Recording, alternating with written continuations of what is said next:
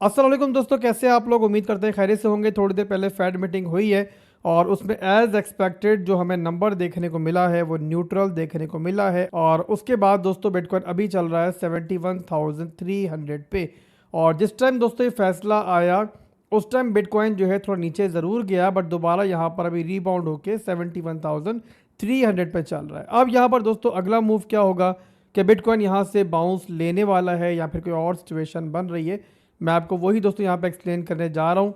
और इसके अलावा कुछ फंडामेंटल अपडेट्स हैं, हम वो यहाँ पे देखेंगे। सबसे बड़ी चीज़ जो मैं आपके सामने आज रखना चाहूँगा वो है क्लैरिटी एक्ट, जो कि अनकरीब चांसेस हैं कि भाई इसके बारे में फ़ैसला जो है आने वाला है। लास्ट टाइम इसको थोड़ा डिले किया गया था, बट अब देखते हैं कि फ़ैसला क्या आता है कमिंग वीक्स के अंदर।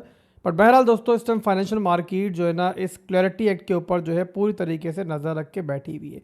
अब क्लैरिटी एक्ट से पहले दोस्तों हम बात कर लेते हैं कि फेड मीटिंग में क्या हुआ है, क्या बातें इंपॉर्टेंट की गई हैं।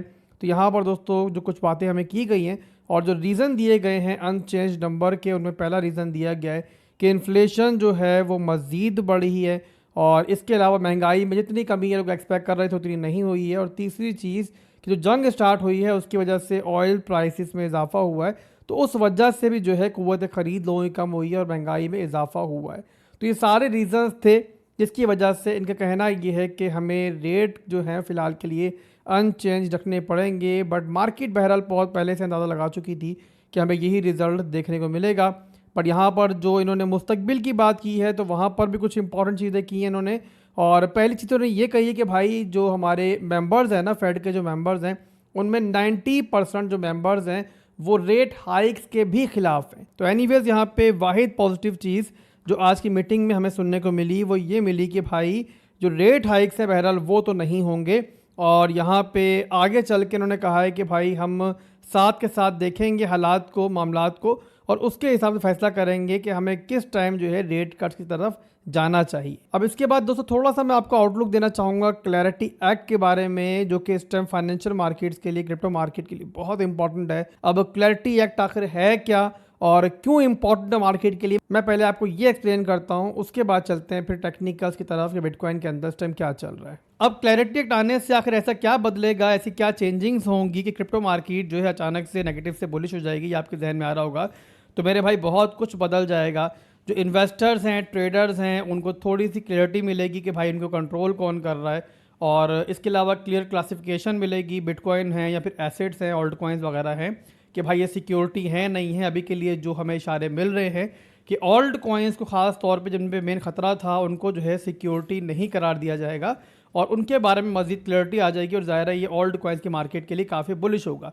इसके अलावा एक्सचेंजेस के लिए रूल्स जो हैं ज़्यादा आसान हो जाएंगे, उनको एक लीगल अम्ब्रेला मिल जाएगी, उनके काम करने के तरीक़ों के अंदर जो है ज़्यादा बेहतर तरीके से उनको क्लैरिफिकेशन होगी कि भाई क्या गलत है, क्या सही है, क्या रेड लाइन है, कौन सा ग्रे एरिया है और कौन सा ग्रीन एरिया है। तो जाहिर सी बात है वो तमाम इंस्टीट्यूशंस जो फ़िलहाल के लिए मार्केट में दाखिले से घबरा रही हैं सिर्फ इसलिए कि भाई यहाँ पर कोई भी क्लियर लीगल फ्रेमवर्क नहीं है, कौन उनको कंट्रोल करेगा, कौन उन पर सेंक्शंस लगाएगा, कौन उनके सारे मामला देखेगा, ये क्लियर नहीं है। तो ज़ाहिर है जब सारी क्लियरिटी मिल जाएगी और एक लीगल उनको अम्ब्रेला मिल जाएगी तो वो भी मार्केट में आने के लिए तैयारी करेंगे और इस सब की वजह से फ्रेश लिक्विडिटी इंजेक्ट होगी और रिटेल मनी भी जो है वहाँ फोमो में आ सकती है। तो ये सारी चीज़ें हैं जिस वजह से क्लैरिटी एक्ट जो है इसको इतनी ही इंपॉर्टेंस मिल रही है जितना इलेक्शंस के वक्त डोनाल्ड ट्रंप की इलेक्ट होने को मिली थी। आपको याद होगा ना, तब भी कहा जा रहा था कि भाई ट्रंप अगर आ गया, जीत गया इलेक्शन तो मार्केट पंप करेगी, अगर वो हारेगा तो मार्केट डंप करेगी। तो समझो यहाँ पर दोस्तों कि सेम वही सिचुएशन बन रही है। क्लैरिटी एक्ट अगर पास होता है तो बिटकॉइन तमाम रजिस्टर्स तोड़ देगा और आपको ऊपर जाता हुआ दिखेगा। बट अगर क्लैरिटी एक्ट पास नहीं होता तो फिर वही होगा जो अभी टेक्निकल्स बता रहे हैं, मार्केट नीचे भी जाएगी, मजीद लोज भी बनाएगी। तो उम्मीद करता हूं कि फंडामेंटली आपको ये चीज़ क्लियर हुई होगी। एनीवेज के बाद चलते हैं बिटकॉइन के चार्ट के ऊपर, वहां पर देखते हैं टेक्निकली क्या चीज़ें इस टाइम चल रही हैं। पहले मैक्रो चार्ट को देख लेते हैं। अब मैक्रो का चार्ट दोस्तों मेरे सामने ओपन है। मैक्रो के अंदर बिना किसी डाउट के, विदाउट एनी कन्फ्यूजन, इतना समझ लो आप लोग कि जो चार्ट है वो स्टिल नेगेटिव है मैक्रोज के अंदर और जो पंप आया है वो जस्ट एक रिलीफ रैली है, एक लोअर हाई का मूव है। जाहिर है इतना बड़ा मैसिव लो बना है, 1 2 3 4 5 6 7 बल्कि नेगेटिव कैंडल्स बनी हैं, तो उसके बाद एक रिलीफ रैली जो है वो ज़रूरी भी है मार्केट के लिए और एक्सपेक्टेड भी होती है। अब इस रैली के अंदर दोस्तों मिड टर्म के लिए वाहिद पॉजिटिव चीज़ जो है ना वो ये है सिर्फ कि यहाँ पर जो स्ट्रक्चर है वो इस लोअर हाई की मूव की वजह से काफ़ी हद तक जो है ना अब क्लियर हो रहा है। किस तरीके से, आप ये देखो दोस्तों, मैंने आपको लास्ट वीडियोस के अंदर जो है ना एक बात बार बार कही है कि भाई बिटकॉइन अभी चाहे जो है ना आपका 80,000 पे भी चला जाए, ऊपर जो अनफिल्ड सीएमई गैप पड़ा हुआ है चाहे इसी मूव के अंदर उसको फिल्ड भी कर दे, तब भी जो है ना ये जस्ट एक लोअर हाई का मूव होगा, उस वक्त तक होगा। उस वक्त तक मार्केट का ट्रेंड नहीं बदलेगा, पॉजिटिव नहीं होगा, बुलिश नहीं होगा, जब तक बिटकॉइन जो है 94,000 के एरिया को, जहां पे 50 मूविंग एवरेज भी अब आहिस्ता आहिस्ता लाइन हो रही है, ये ना ब्रेक कर जाए। तो यहां पर इस लोअर हाई के मूव की वजह से अब ये है मेरे भाई कि अब जहां से भी मार्केट जो है रिवर्स होगी, जो लो बनेगा उसके बाद जो स्ट्रॉन्ग हाई का रीजन है वो जो है हमारा नजदीक आ जाएगा, जो कि अभी बहुत ऊपर पड़ा हुआ है। नजदीक आने से क्या फायदा होगा, तो सिंपल ये फायदा होगा भाई, किसी भी फंडामेंटल बड़ी न्यूज के बाद हमें आसानी से अंदाजा लगाने का मौका मिलेगा कि भाई अब जो है मार्केट दोबारा जो है बुलिश होने जा रही है। बिल्कुल सेम वैसे ही जिस तरीके से जो आपका प्रीवियस लोकल बॉटम लगा था ना ऑल टाइम हाई बनने से पहले, तब मालूम पड़ा था। ये देखो आप लोग यहाँ पर कि ये हमारा एक मैसिव लो बना था, यहाँ पर आपको दिख रहा होगा। उसके बाद एक लोअर हाई का मूव आया था, और लोअर हाई के मूव आने से पहले क्या था कि भाई मार्केट जितना भी रिकवर हो जाए, जब तक ये स्ट्रॉन्ग हाई का रीजन नहीं टूटेगा भाई मार्केट दोबारा पॉजिटिव नहीं होगी। बट उसके बाद क्या हुआ कि मार्केट अपने लो को लेकर गई, दोबारा नीचे आई, तो जब रिवर्स हुई तो इसी रीजन के अंदर जो है हमें यहाँ पर जो है मालूम पड़ गया कि अब जो है मार्केट एक बुलिश ट्रेंड में दोबारा दाखिल हो चुकी है। इसके बाद चलते दोस्तों हम लोग लोअर टाइम फ्रेम्स के अंदर, वहाँ पे क्या सिनेरियो बन रहा है शॉर्ट टर्म के अंदर, हम क्या देख सकते हैं बिटकॉइन के अंदर। तो यहाँ पे दोस्तों डेली का चार्ट मैंने ओपन कर लिया। अब डेली के चार्ट के अंदर भी यहाँ पे कुछ इंपॉर्टेंट चीज़ें हैं, पहले वो आप अंडरस्टैंड कर लो।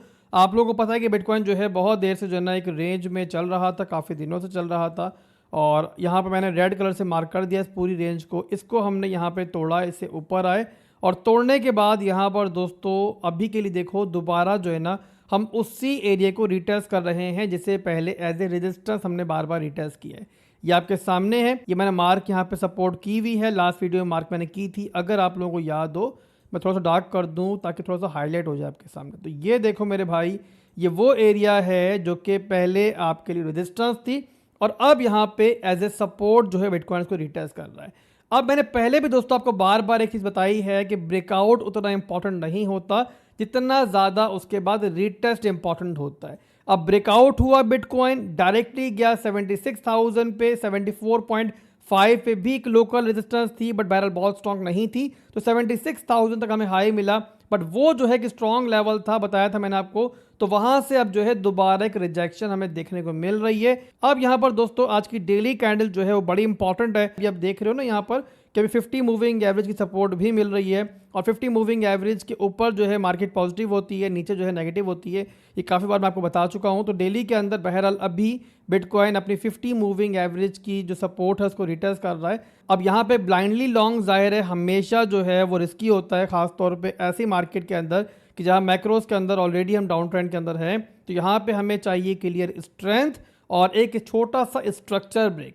अब यहाँ पे स्ट्रेंथ किस तरीके से देखनी है आपने, स्ट्रक्चर ब्रेक किस तरीके से देखना है, चले मैं आपको दोबारा ये एक्सप्लेन कर देता हूँ। उसके लिए फर्स्ट टाइम फ्रेम आपने देखना है 1 घंटे का।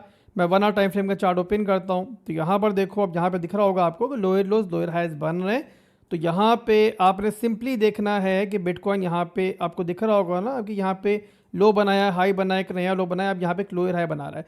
तो यहाँ पे जो प्रीवियस स्ट्रॉन्ग हाई है ना हमारा, ये वाला रीजन, जो कि अगर एग्जैक्टली बताऊँ मैं आपको तो यहाँ पे 71,700 के राउंड बनता है। इसके ऊपर अगर प्रॉपर क्लोजिंग इस तरीके से मिल जाती है तो यहाँ पे सिंपली जो है ना आप रिटेस्ट के अंदर जो है यहाँ पे एंट्री ले सकते हो, और एंट्री मिल जाती है तो आप स्टॉप लॉस लगाओगे अपने इस लो से नीचे सिंपली, और टारगेट करोगे ऊपर की रेंजेस को। बट फिर मैं बता दूं आपको कि ब्लाइंडली एंट्री नहीं बनेगी, हमें चाहिए क्लियर स्ट्रेंथ, क्लियर यहाँ पे स्ट्रक्चरल ब्रेकआउट मिलेगा तो एंट्री है, नहीं मिलेगा तो यहाँ पे एंट्री नहीं बनेगी। बाकी इंशाल्लाह डेली क्लोजिंग हो जाती है तो मैं ट्राई करूंगा कि दोबारा एक और वीडियो बना दूं और आपको फर्दर भी अपडेट कर दूं। अभी के लिए दोस्तों बस छोटा सा मार्केट का मैंने आउटलुक देना था। रिसेंटली अभी FOMC रिजल्ट आया है तो उसके बाद डेली क्लोजिंग का मुझे इंतजार है। फिर मिलते हैं इंशाल्लाह। अल्लाह हाफिज।